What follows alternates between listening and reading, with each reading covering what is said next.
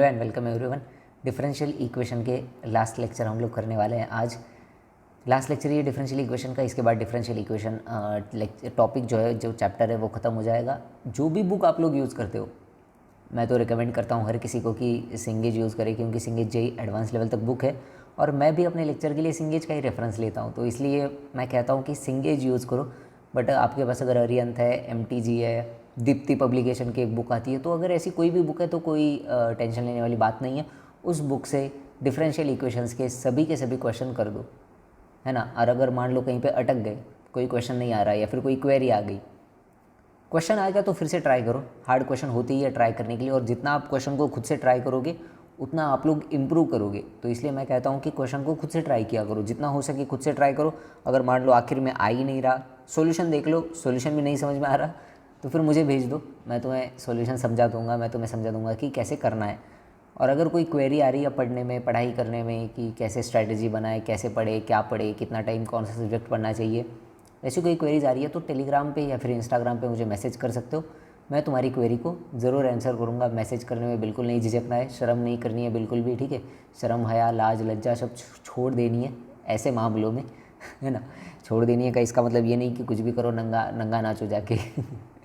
पूछने के मामले में अगर कोई क्वेरी आती है तो उसको पूछने में कोई शर्म नहीं होनी चाहिए, चाहे कितनी भी छोटी से छोटी क्वेरी हो, पूछ लो यार, क्योंकि पूछेगा पढ़ेगा इंडिया तभी तो आगे बढ़ेगा इंडिया। आज के लेक्चर में हम लोग क्या पढ़ने वाले हैं, फिर एक एडवांस लेवल का टॉपिक। पिछले लेक्चर में हमने पढ़ा था geometrical application of differential equation. आज के लेक्चर में हम लोग पढ़ेंगे statistical applications of differential equation and physical applications of differential equation. दोनों ही हार्ड टॉपिक्स है, इनके ऊपर मैं क्वेश्चंस लाया हूँ। सभी के सभी क्वेश्चन एडवांस लेवल के क्वेश्चंस है, तो मैं समझा दूंगा कैसे करना है, क्या कॉन्सेप्ट होता है, कैसे सोचना है, क्या करना है, क्या नहीं, ये सब कुछ मैं समझा दूंगा। आप लोगों को समझना है और उसके बाद बाकी के क्वेश्चंस आप लोगों को ट्राई करने। मैं तो आंसर बता ही दूंगा, बट ट्राई करना बहुत इंपॉर्टेंट है ना। एक क्वेश्चन मैंने समझा दिया, आपको आइडिया आ गया कि हाँ ऐसे होता है, ये करना होता है, वो करना होता है, उसके बाद जो करना है ना क्वेश्चन, वो आप लोगों को करना है। तो मैं मान के चलता हूँ कि आप लोग वीडियो को पॉज करके जहाँ जहाँ पे मैंने बोला है वहाँ पे क्वेश्चन को ट्राई करेंगे और घर जाके इस चैप्टर के सभी क्वेश्चन कर देंगे। 3-4 दिन में मिसलिनियस एक्सरसाइज भी कर दो, सब क्वेश्चन सॉल्व कर दो और फिर तुम लोग अगले चैप्टर पे मूव ऑन कर सकते हो। चलो सबसे पहले देखते हैं statistical applications of differential equation. Statistical applications में ऐसे क्वेश्चन आते हैं जैसे किसी टाउन की पॉपुलेशन, इतने जितना पॉपुलेशन है उसी रेट से टाउन की पॉपुलेशन बढ़ रही है। या फिर इसमें ऐसे क्वेश्चन आते हैं कि कोई एक इंसेक्ट है, ठीक है, एक जार में मैंने कुछ इंसेक्ट लिए, है ना, और उन इंसेक्ट्स का, और वो जो इंसेक्ट्स है उनका rate of reproduction is proportional to the number of insects in that jar at a particular time. एक पर्टिकुलर टाइम पे जितने इंसेक्ट्स हैं उतना ही उनका रेट ऑफ रिप्रोडक्शन है, मीन्स रेट ऑफ बर्थ है। तो फाइंड करो कि इतने टाइम बाद कितने इंसेक्ट्स होंगे। सो ऐसे क्वेश्चन जो होते हैं वो आते हैं statistical applications of differential equation में। तो एक क्वेश्चन मैं करके दिखा देता हूँ, अगला क्वेश्चन आप लोगों को करना है। देखो क्वेश्चन क्या है। क्वेश्चन ये है कि the population of a certain country is known to increase at a rate proportional to the number of people presently living in the country. मतलब एक कंट्री है कोई, उसकी पॉपुलेशन किस रेट से इंक्रीज कर रही है, जितने लोग अभी प्रेजेंट है कंट्री में, है ना, जितने लोग प्रेजेंट होंगे उसी रेट से वो पॉपुलेशन इंक्रीज कर रही है। After 2 years population had doubled. 2 साल के बाद क्या हुआ, पॉपुलेशन डबल हो गई, ओ माय गॉड। और 3 साल के बाद पॉपुलेशन हो गई 20,000। तो हमें इस्टीमेट करना है कि इनिशियली कंट्री में कितने पीपल रह रहे थे। तो क्वेश्चन समझ में आ गया। चलो पहले तो मान लेते हैं कि इनिशियल जो पीपल थे कंट्री में, इनिशियल पीपल वो थे एन नॉट। मैं मान लेता हूँ एन नॉट, है ना। हमें क्या गिवन है, 2 साल में पॉपुलेशन डबल होगी। इनिशियल पीपल मतलब एट टी इक्वल टू 0 ना, टाइम इक्वल टू 0। और 2 साल में क्या हुआ, 2 साल में पॉपुलेशन डबल हो गई, means n equal to 2 N nought. कितने टाइम में, 2 साल में, सो टाइम इक्वल टू 2। और 3 साल में क्या हुआ, पॉपुलेशन 20,000 हो गई, so n equal to 20,000 in the time of 3 years। So इतना डेटा हमारे पास गिवन है। और कंडीशन क्या है कि जो पॉपुलेशन है वो कैसे इंक्रीज करती है, proportional to the number of people presently living in the country. तो मैं मान लेता हूँ किसी टाइम टी पे n number of people country में रह रहे थे। सो dn/dt जो रेट ऑफ चेंज है, रेट ऑफ इंक्रीज है पॉपुलेशन का, इंक्रीज, वो डायरेक्टली प्रोपोर्शनल आ जाएगा किसके, k इंटू एन के, sorry directly proportional to n होगा ना, जितने पीपल रह रहे हैं उतना ही चेंज आ रहा है पॉपुलेशन में उतना ही प्रोपोर्शनली चेंज आ रहा है, जितने पीपल कंट्री में उतना ही चेंज आ रहा है। मान लो अगर यहाँ पे देता कि कंट्री की पॉपुलेशन डिक्रीज हो रही है at a rate proportional to the number of people presently living in the country, तो यहाँ पे तुम dn/dt प्रोपोर्शनल टू -n करते। क्यों? क्योंकि पॉपुलेशन कम हो रही है, dn/dt चेंज हो है, dn कम हो रहा है, dt बढ़ रहा है, तो dn/dt क्या होगा, कम होगा। तो अगर डिक्रीज हो रही होती तो -n लेता मैं, बट क्योंकि पॉपुलेशन इंक्रीज हो रही है, और कैसे इंक्रीज हो रही है, proportional to the number of people presently living in the country. तो मैंने मान लिया कि किसी टाइम t पे n number of people country में थे, so dn/dt is proportional to n। तो यहाँ से मैं क्या लिख सकता हूँ, dn/dt is equal to some k into n, ठीक है। So from this dn/n is equal to k dt। अगर मैं इसको इंटीग्रेट करूँगा दोनों साइड, है ना।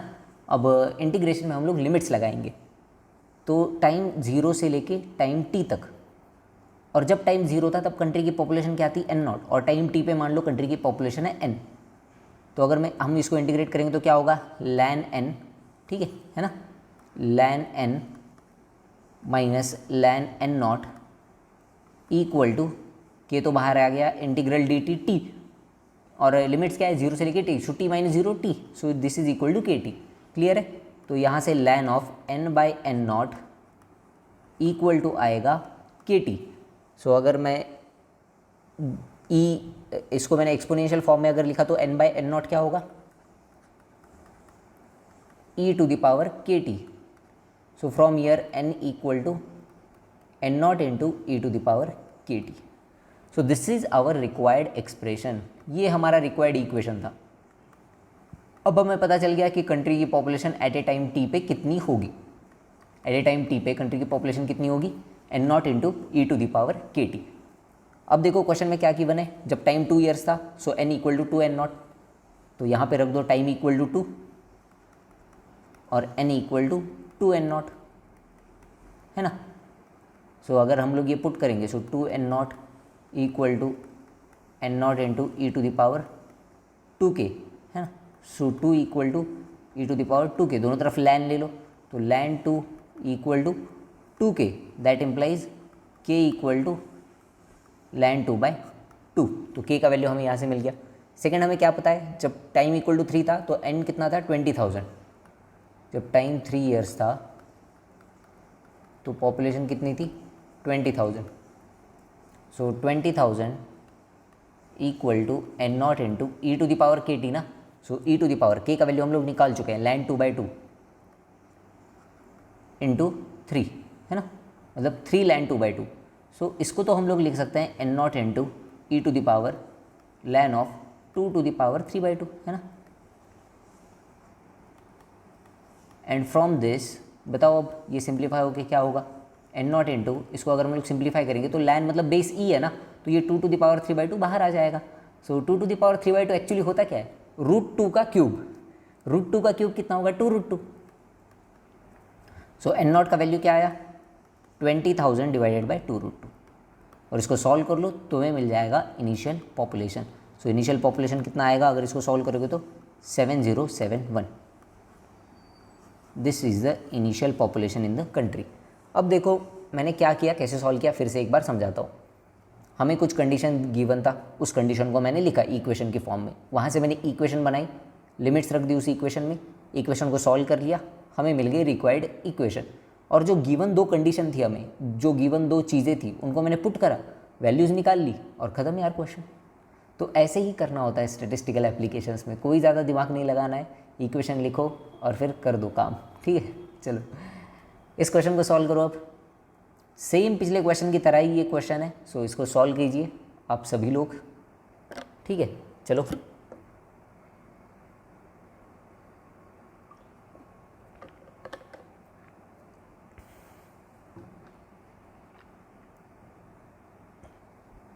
कर लिया, पॉज करके इस क्वेश्चन को ट्राई कर लिया सभी लोगों ने, ठीक है।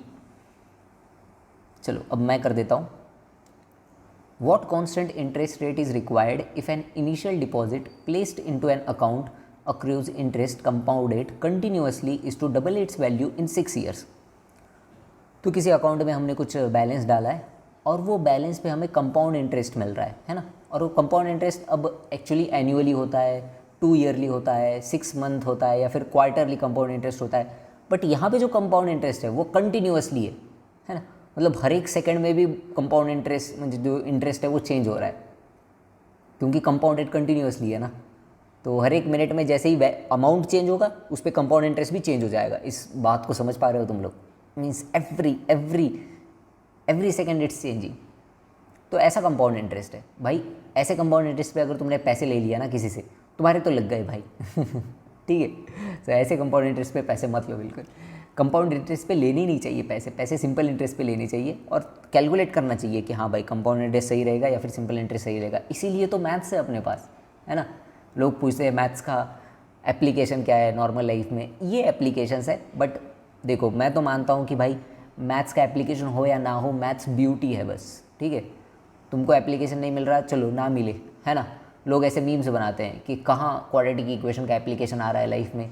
तुम्हें पता है क्या भाई क्या एप्लीकेशन है उसका? हाँ, तुम जो अभी यूज़ कर रहे हो इतने सारे गैजेट्स, उनमें कितने सारे इक्वेशंस होंगे, उनमें क्वाड्रेटिक इक्वेशन यूज़ हुआ होगा, ये हुआ हुआ स्पेसशिप जो जाती है उसमें क्वाड्रेटिक इक्वेशन, मतलब ये जो लैपटॉप मोबाइल फ़ोन उसको तुम यूज़ कर रहे हो, इसमें सारा का सारा मैथ्स यूज़ हुआ है। तो अगर तुम्हें कुछ पता नहीं है ना तो बातें भी मत किया करो। ऐसा उन लोगों को बोला करो कि भाई तुझे कुछ पता नहीं है तो बातें मत किया कर, और इतना ही अगर मैथ्स से तेरे को जलन है तो गाड़ी यूज़ मत कर, फ़ोन यूज़ मत कर, क्योंकि इन सबको बनाने में मैथ्स का यूज़ है, सभी को बनाने, तो क्यों यूज़ कर रहा है ना।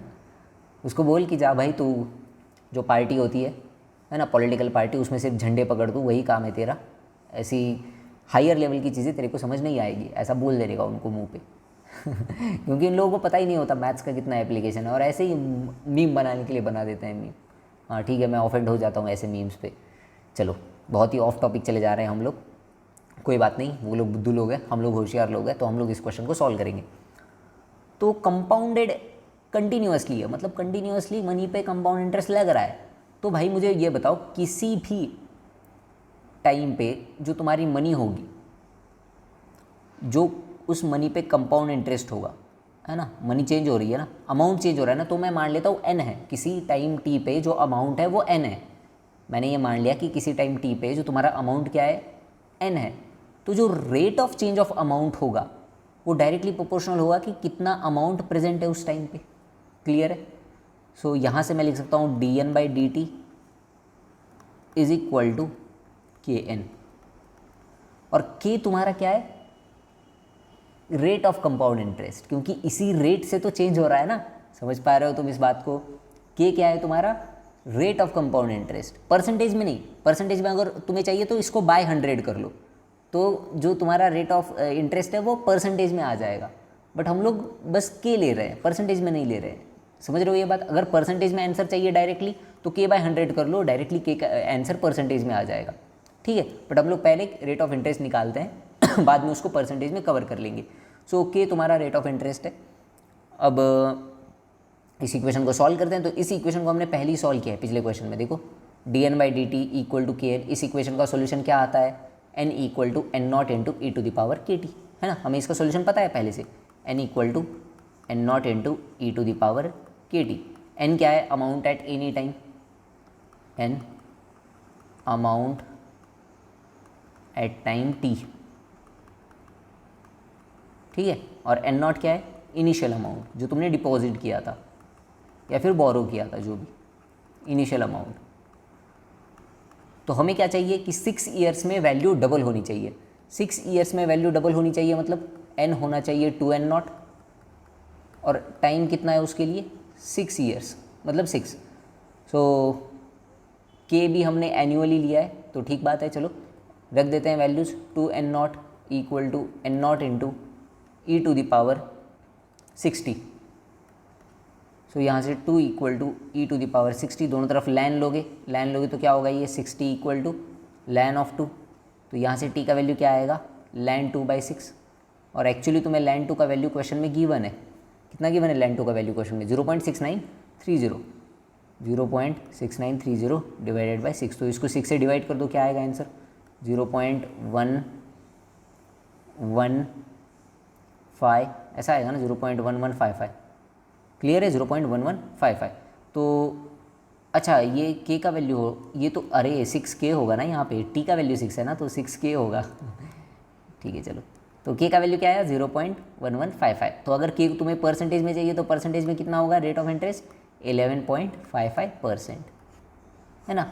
इसलिए मैंने कहा था कि डायरेक्टली अगर परसेंटेज में चाहिए तो k/100 कर लेते, तो ये 100 मल्टीप्लाई होकर डायरेक्टली परसेंटेज में मिल जाता तुम्हें, बट कन्वर्ट भी कर सकते हो लास्ट में। सो परसेंटेज में क्या हुआ rate of interest 11.55%। Statistical interpretation of differential equation समझ में आया होगा सब लोगों को, बहुत ही अच्छे तरीके से मैंने बताया है कि कैसे स्टैटिस्टिकल एप्लीकेशन करना है। ठीक है, डिफरेंशियल इक्वेशंस का।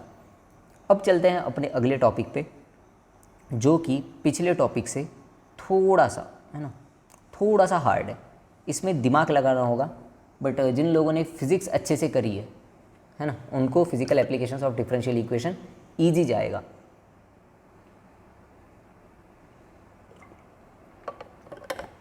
ये जो फिजिकल एप्लीकेशंस के क्वेश्चन है, ये सबसे ज़्यादा हम लोग करते हैं फ्लूइड में।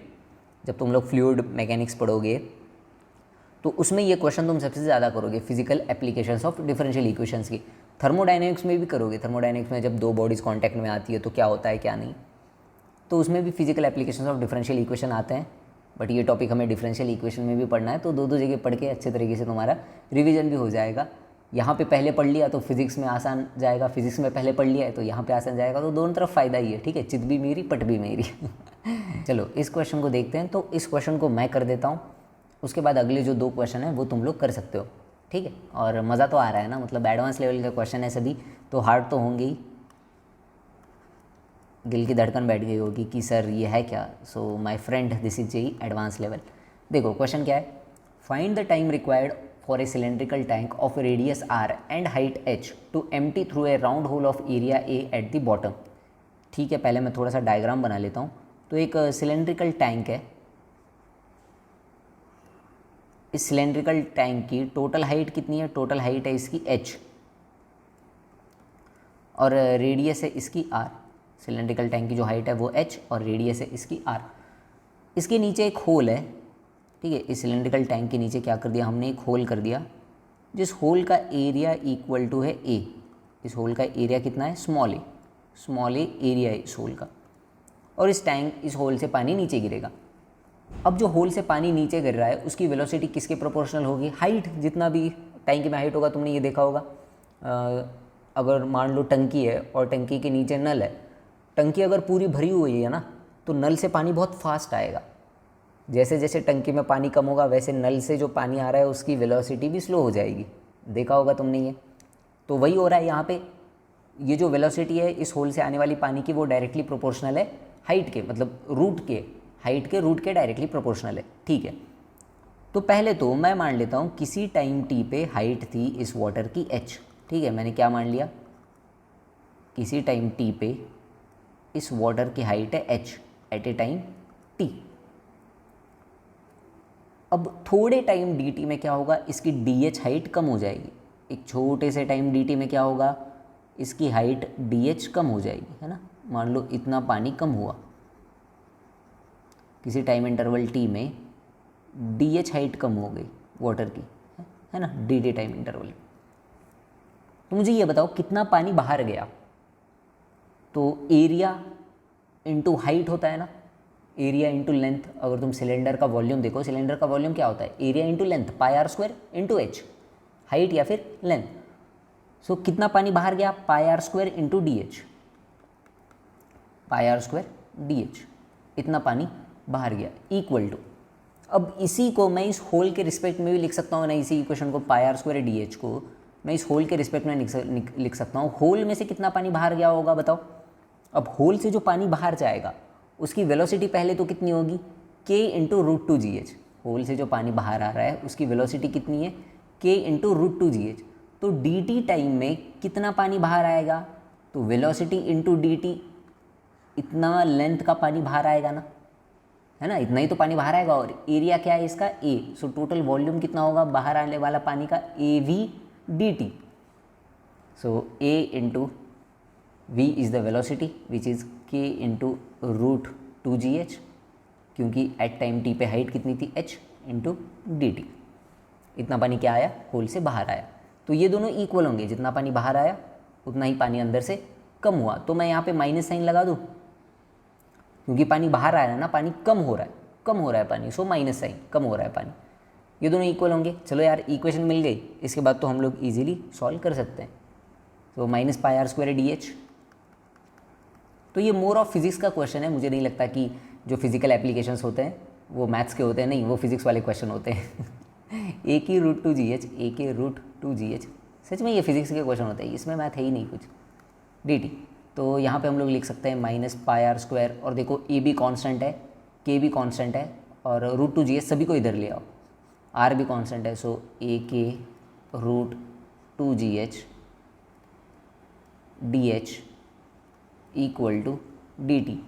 और यहाँ से हम लोग बाहर निकाल सकते हैं minus pi R square divided by A K into root two G को, है ना, और D H by root two H equal to D T. और दोनों तरफ क्या कर देते हैं, इंटीग्रेट, है ना। इंटीग्रेशन से वैसे भी ये कांस्टेंट है, बाहर आ जाएगा। अब इंटीग्रेशन की लिमिट्स क्या होगी, तो जब टाइम जीरो होगा, टी इक्वल टू जीरो होगा, तब इस टैंक में पूरा का पूरा वाटर भरा हुआ होगा, मतलब हाइट कितनी होगी, एच। और हमें निकालना है कि किस टाइम टी पे जो हाइट है वाटर की वो जीरो है। So minus pi R square divided by A K into root two जी, है ना। अच्छा ये रूट टू एच कहाँ से आया, टू तो बाहर निकल गया ना, so root H only, 1/√h क्या होगा इसका integration, h to the power 1/2 है ना ये।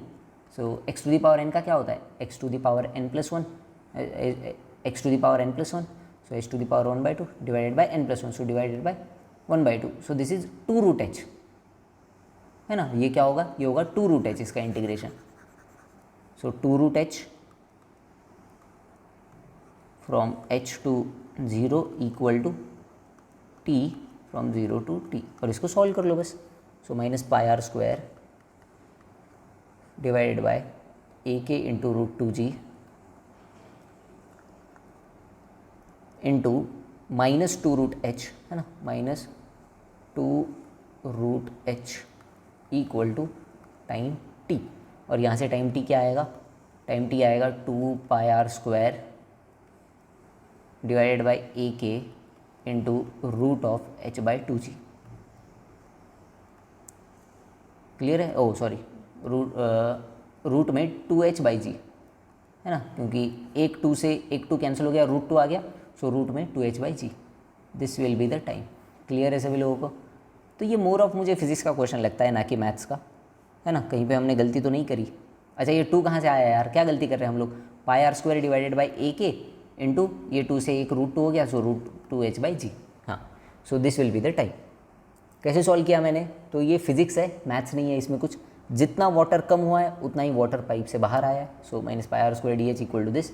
और डी एच क्योंकि कम हो रहा है, डी एच क्या है, change in height, so height कम हो रही है ना, सो चेंज इन हाइट कितना होगा, नेगेटिव होगा। सोचो इस बात को, minus pi R square D H में डी एच क्या है, डी एच हाइट नहीं है, डी एच है चेंज इन हाइट।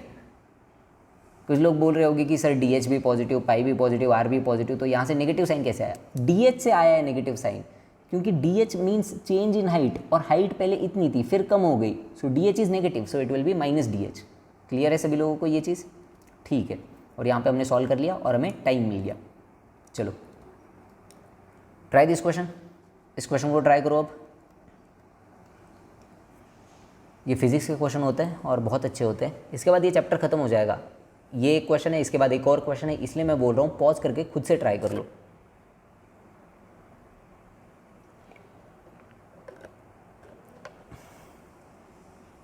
चलो क्या बोला है, सपोज ए मॉथ बॉल, मॉथ बॉल मतलब अपने कॉटन बॉल्स, है ना, कॉटन बॉल्स भी उसको बोल सकते हैं, मॉथ बॉल भी बोलते हैं, जो कपड़ों के अंदर रखते हैं, तुमने देखा होगा मम्मी कपड़ों के अंदर मॉथ बॉल्स रखती है ताकि ये ना हो, अपने इंसेक्ट्स ना हो, कुछ ना हो। तो मॉथ बॉल जो है, या फिर रूम में लगाते हैं, बाथरूम में भी रखते हैं, टॉयलेट में रखते हैं, बहुत जगह पे इनका यूज़ होता है। तो ये मॉथ बॉल जो है ये लूज़ होता है इवेपोरेशन से, पता है ना तुम्हें। तो ये ऐसा ऑब्जेक्ट होता है जो सॉलिड से डायरेक्ट वेपर बन जाता है ना। तो ऐसे ऑब्जेक्ट को कुछ कहते हैं जिसका नाम मुझे अभी याद नहीं आ रहा है एग्जैक्टली, इन ऑब्जेक्ट्स को क्या कहते हैं। तो ये डायरेक्टली सॉलिड से वेपर बन जाता है लिक्विड फॉर्म इसका एग्जिस्ट ही नहीं करता, करता है तो भी बहुत कम टाइम के लिए करता होगा एग्जिस्ट। तो ये बोल रहा है कि ये जो मॉथ बॉल है, this loses volume by evaporation at a rate proportional to its instantaneous area. मतलब किसी टाइम टी पे जितना इसका एरिया है ना, उतना ही इसका रेट ऑफ इवेपोरेशन है। मतलब उतने ही रेट से इसका वॉल्यूम क्या हो रहा है, उतने ही रेट से इसका वॉल्यूम कम हो रहा है। तो हमें बोला है कि डायामीटर अगर इस बॉल की 2 सेंटीमीटर से 1 सेंटीमीटर हो जाती है 3 मंथ्स में तो और कितना टाइम लगेगा इसको, मतलब how long it will take until the ball has practically gone, मतलब वो मॉथ बॉल पूरा का पूरा ख़त्म ही हो जाए। ठीक है, चलो पहले तो वो मॉथ बॉल जो है वो सर्कल शेप का है। वॉल्यूम क्या होगा उस मॉथ बॉल का किसी टाइम टी पे, बताओ volume at a time T. मान लेते हैं कुछ 4/3 पाई आर क्यूब, किसी टाइम टी पे इसकी रेडियस क्या थी स्मॉल आर, तो 4/3 पाई आर क्यूब इसका वॉल्यूम होगा। तो rate of change of volume क्या होगा इसका, dv/dt। This will B 4/3 pi into 3r² dr/dt। Clear है। सो इसको अगर मैं लिखूँ dv/dt को, तो dv/dt is actually equal to 4 pi r² dr/dt। तो किसी टाइम टी पे जो चेंज ऑफ वॉल्यूम है ना इस मॉथ बॉल का, वो है 4 pi r² dr/dt। 4 pi r² तो उसका एरिया होता है, और हमें क्वेश्चन में क्या बोला है कि this is proportional to instantaneous area, means this change in volume dv/dt is proportional to its change in area and what is the area, 4 pi r², this is the area। ये हमें बोला है question में, but यहाँ पे minus sign आएगा ना, क्यों, क्योंकि वॉल्यूम कम हो रहा है। मैंने तुम्हें बताया ना पहले ही कि अगर बढ़ रहा है तो प्लस ही रहेगा, बट अगर कम हो रहा है तो माइनस साइन आएगा dv/dt। तो dv कम हो रहा है ना dt के साथ, so this will be minus sign. तो यहाँ पे लिख लो directly -4 pi r² dr/dt is equal to k into 4 pi r², है ना। सो 4 पाई r² से 4 पाई r² कैंसिल हुआ, dr/dt is equal to -k, means rate of change of radius is constant. So यहाँ से अगर हम सॉल्व करें तो dr equal to -k dt होगा, एंड इंटीग्रेट बोथ साइड। अब मान लो टाइम t इक्वल टू 0 पे रेडियस था कुछ r, है ना। टाइम t इक्वल टू 0 पे मान लेते हैं रेडियस था इसका कैपिटल R, और हमें पता करना है कि किस टाइम पे इसका रेडियस होगा 0। टाइम t पे मान लेते हैं इसका रेडियस था 0। सो यहाँ से हमें मिलेगा 0 - r is equal to -k into T. So plus c, नहीं हाँ ठीक है, r इक्वल टू kt। अच्छा नहीं, ऐसे नहीं आएगा answer, r equal to kt से कैसे करेंगे फिर इसको, बताओ। लिमिट्स क्या रखे, तो लिमिट्स हमें दी है क्वेश्चन में एक्चुअली। देखो 3 मंथ्स में ये बॉल 2 सेंटीमीटर से 1 सेंटीमीटर हो जाता है। 3 मंथ्स में क्या हो जाता है इस बॉल का, 2 सेंटीमीटर से 1 सेंटीमीटर। तो टाइम अपन लोग मंथ्स में ही ले लेंगे, मान लेंगे टाइम 0 पे 2 सेंटीमीटर था रेडियस, और टाइम जब 3 हुआ तब रेडियस कितना हो गया इसका, सो इसका रेडियस तब आ गया 1। तो आप सॉल्व कर लो। सो 1 - 2 इक्वल टू, है ना। सो 1 - 2 इक्वल टू क्या होगा, -k t। तो t क्या है, t from 0 to 3। So -1 equal to -k into 3, k is equal to 1/3। k का वैल्यू क्या आया 1/3। तो हमें क्या पता करना है कि और कितना टाइम लगेगा इसको, और कितना टाइम इसको लगेगा, ये हमें पता करना है। तो पता कर लेते हैं ना, इक्वेशन क्या है इंटीग्रल dr। अब हमें क्या पता करना है, इंटीग्रल -k dt। अब हमें क्या पता करना है, अब 1 सेंटीमीटर से 0 होने में कितना टाइम लगेगा, है ना। तो टाइम मान लेते हैं 0 से लेके t, और कितना टाइम लगेगा। So 0 - 1 equal to -k into t। तो k का वैल्यू क्या है, k का वैल्यू है 1/3। सो -1/3, तो t इक्वल टू आएगा 3 मंथ्स। तो इसको और 3 महीने लगेंगे ख़त्म होने में, 3 मंथ्स। हमें टोटल टाइम पूछा है क्या, how long will it take until the ball is practically gone. तो टोटल टाइम एक्चुअली लगेगा 6 मंथ्स। पहले 2 से 1 होने में 3 मंथ्स, और फिर 1 से 0 होने में 6 मंथ्स। तो टोटल टाइम कितना लगेगा इसको, 6 मंथ्स, है ना। तो हमने ये ऐसे सॉल्व किया। इसको सॉल्व करने का एक और तरीका है, कैसे सॉल्व करना है इसको देखो। तो यहाँ पे जो इक्वेशन आई थी ना अपनी integral D R equal to, है ना, ये जो इक्वेशन आई थी integral D R equal to integral minus K D T, इसको सॉल्व कर लो तो यहाँ से तुम्हें क्या मिलेगा, R equal to minus K T plus C मिलेगा, है ना। तो इसमें पुट करो, आर का वैल्यू पुट कर दो 2 जब टाइम होगा 0, और फिर आर का वैल्यू पुट कर दो 1 जब टाइम होगा 3 मंथ्स, है ना। और आर का वैल्यू 0 कौन से टाइम पे होगा, टाइम टी पे। तो इन दोनों से तुम्हें के और सी के वैल्यू मिल जाएंगे। इन दोनों से क्या होगा, इन दोनों से तुम्हें के और सी के वैल्यू मिल जाएंगे। तो के और सी के वैल्यू जब मिल जाएंगे तो वहाँ पे पुट करो, फिर आर का वैल्यू 0, टी का वैल्यू मिलेगा 6 मंथ्स। तो ये भी तरीका है सॉल्व करने का, ठीक है ना। मैंने एक्चुअली यहाँ पे डायरेक्टली सॉल्व कर लिया, मैंने डायरेक्टली लिमिट्स की हेल्प से सॉल्व किया है, बट कुछ लोगों को ये समझ में नहीं आया होगा। तो ये भी तरीका है कि ये इक्वेशन है तो ये सॉल्यूशन आएगा इस इक्वेशन का, ये सॉल्यूशन आया तो इसमें आर का वैल्यू 2 होगा जब टाइम टी इक्वल टू 0 होगा, है ना। 2 सेंटीमीटर से 1 सेंटीमीटर, तो 3 मंथ्स में 1 सेंटीमीटर हो रहा है, तो टी का वैल्यू 3 जब आर का वैल्यू 1, तो इन दोनों से के और सी का वैल्यू मिल जाएगा तुम्हें इन दोनों इक्वेशन से। तो उन दोनों को यहाँ पे पुट करो के और सी के वैल्यू को, और जब आर इक्वल टू 0 था तब टाइम टी निकाल लो, वो आएगा 6 मंथ्स। तो ऐसे भी इस इक्वेशन को सॉल्व कर सकते हो। क्लियर है, ये भी तरीका है सॉल्व करने का, यहाँ से भी करोगे सेम आंसर आएगा। तो जिन लोगों को ये समझ में नहीं आया वो लोग वो मेथड से करो। चलो अभी इस क्वेश्चन को करते हैं, और ये आज के लेक्चर का आखिरी क्वेश्चन है, इसके बाद पूरा चैप्टर खत्म हो जाएगा डिफरेंशियल इक्वेशन।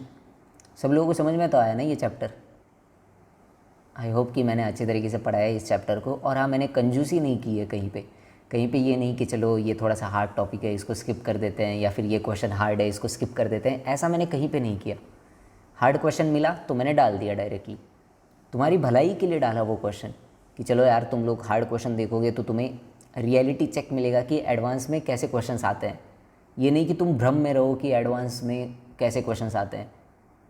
बहुत सारे स्टूडेंट्स भ्रम में रहते हैं, जब तक वो लोग एडवांस, जब तक 1 महीना 15 दिन पे नहीं आ जाती ना, तब तक उनको पता ही नहीं चलता। जब तक मेंस खत्म नहीं हो जाती तब तक उनको पता ही नहीं चलता कि एडवांस एक्चुअली होता क्या है, एडवांस चीज़ क्या है। और मेंस अपना ख़त्म होता है अप्रैल में, और अप्रैल के बाद 1.5 महीने में वो देखते हैं कि भाई एडवांस क्या है, चलो एडवांस देखते हैं। क्योंकि मेंस तक तो हम लोग मेंस पे ही फोकस रहते हैं मेंस पे, तो मेंस पे लोग इतना फोकस रहते हैं कि वो एडवांस का देखते ही नहीं है कुछ, कौन से लेवल पे जाता है एडवांस। और जब जेई मेंस का सेकंड अटेम्प्ट ख़त्म हो जाएगा तब तुम देखोगे कि एडवांस क्या है, तुम्हारा दिमाग चकराने लग जाएगा, और फिर 1.5 महीने में तुम सोचोगे कि भाई इस लेवल तक कैसे पहुंचा जाए 1.5 महीने में। तो ऐसा चीज़ ना हो, तुम्हें पहले से एक रियलिटी चेक हो कि एडवांस क्या चीज़ है। इसलिए मैं हार्ड क्वेश्चन डाला है, मैंने कोई कंजूसी नहीं की है मैंने, ठीक है। चलो सॉल्व कर दो इस क्वेश्चन को, कर लिया। अब मैं कर देता हूँ, देखो आंसर। तो क्या बोला है, a body at a temperature of 50 degree Fahrenheit is placed outdoors where temperature is 100 degree Fahrenheit. तो एक बॉडी है, बॉडी का टेम्परेचर है 50 डिग्री फ़ारेनहाइट, बॉडी का टेम्परेचर कितना है 50 डिग्री फ़ारेनहाइट, और उसको हमने एक सराउंडिंग में रखा है, और सराउंडिंग का टेम्परेचर कितना है 100 डिग्री फ़ारेनहाइट। ये सराउंडिंग का क्या है, टेम्परेचर है। तो धीरे धीरे क्या होगा, बॉडी का टेम्परेचर इंक्रीज़ होगा जब तक वो सराउंडिंग के टेम्परेचर के इक्वल नहीं हो जाता, है ना। If the rate of change of temperature of body is proportional to temperature difference between the body and its surrounding medium. तो ये जो rate of change of temperature है ना इस बॉडी का, T/T/B/dt है ना, बॉडी का rate of change of temperature, ये किसके प्रोपोर्शनल है, सराउंडिंग के, मतलब दोनों के टेम्परेचर डिफरेंस से, TS माइनस TB, दोनों का टेम्परेचर डिफरेंस इसके प्रोपोर्शनल है। कंडीशन क्या गिवन है कि 5 मिनट के बाद बॉडी का टेम्परेचर हो जाता है 60 डिग्री फ़ारेनहाइट। तो हमें ए और बी पार्ट को क्या करना है, आंसर करना है। तो 5 मिनट के बाद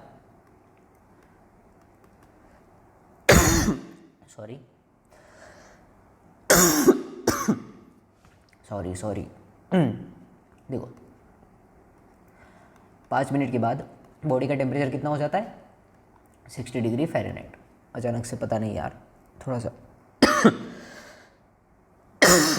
हाँ ठीक हो जा भाई, लास्ट क्वेश्चन है प्लीज़, ठीक है।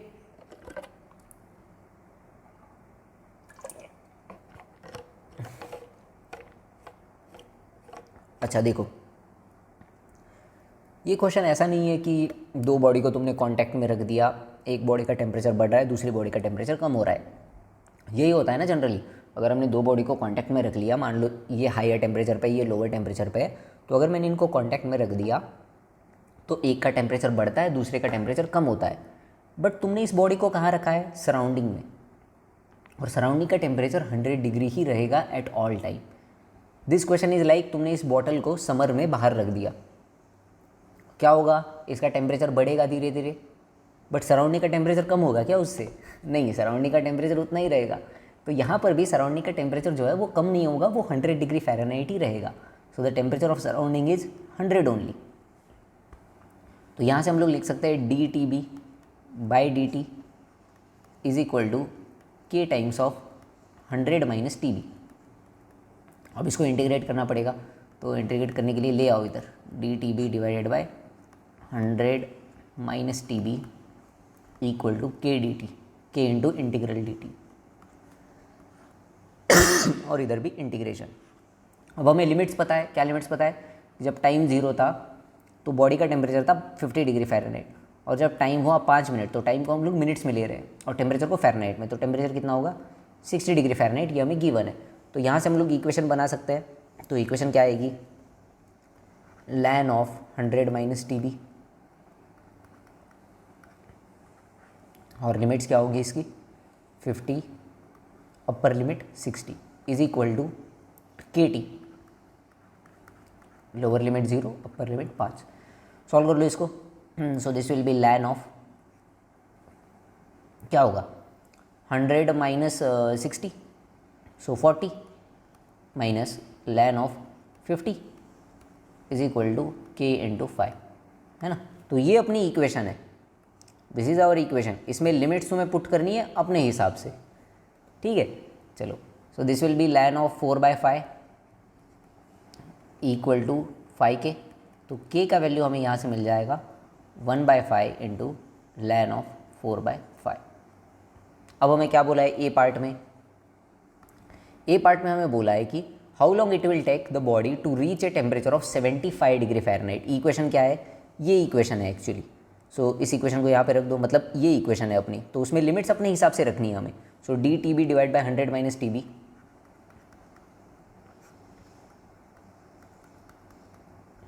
इक्वल टू क्या है? के इंटू डी टी। तो इसमें लिमिट्स क्या रखोगे? तो लोअर लिमिट तो पता है हमें, लोअर लिमिट वही रखेंगे जो हमें पता है कि 0 टाइम पे इसका टेम्परेचर था 50 डिग्री फ़ारेनहाइट, और हमें निकालना है कि कौन से टाइम पे इसका टेम्परेचर होगा 75 degree Fahrenheit. Its temperature is 75, है ना, कौन से टाइम टी पे। तो सॉल्व कर लो इसको, क्या होगा ये? ln of 100 minus T B, so ln of 25 minus ln of 50 is equal to K T, और k का वैल्यू भी पता है यार, k का वैल्यू क्या है? 1/5 ln ऑफ 4/5, सो 1/5 मतलब t/5 इंटू ln of 4/5 is equal to ln of 1/2,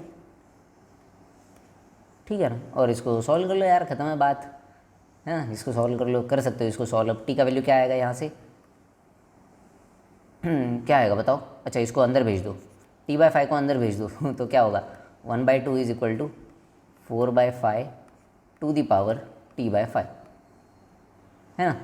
और अब दोनों तरफ पावर 5 कर दो, तो 1/32 equal to 4/5 to the power t। So from this t will be equal to what? ln of base 4/5 and अंदर 1/32। This will be your answer. मैं जानता हूँ वियर्ड आंसर है बहुत, ठीक है, जो भी आ रहा है वो आ रहा है। अभी मैं क्या करूँ उसका? अभी ये मेरा घर का थोड़ी है आंसर, है ना, कि भाई 4-5 सेकंड ऐसा अच्छा सा आंसर आ जाए। जो आ रहा है वो आ रहा है। सेकंड क्वेश्चन क्या पूछा है? The temperature of the body after 20 minute, B part. Equation क्या है? D T B divide by 100 minus T B equal to K D T, integral. So हमें पता है 0 टाइम पे इसका टेम्परेचर था 50 डिग्री फ़ारेनहाइट, और हमें पता करना है कि 20 मिनट में इसका टेम्परेचर कितना होगा। सो टी बी मान लेते हैं टेम्परेचर, तो सॉल्व कर सकते हो ना यार। अब ln of 100 minus T B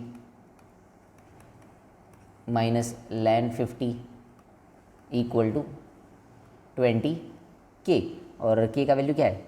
1/5 ln of 4/5, so 20/5, 20/5 4, 4 into ln of 4/5, और यहाँ से निकाल लो यार कितना आंसर होगा। So ln of 100 minus TB divided by 50 is actually equal to ln of 4/5 to the power 4।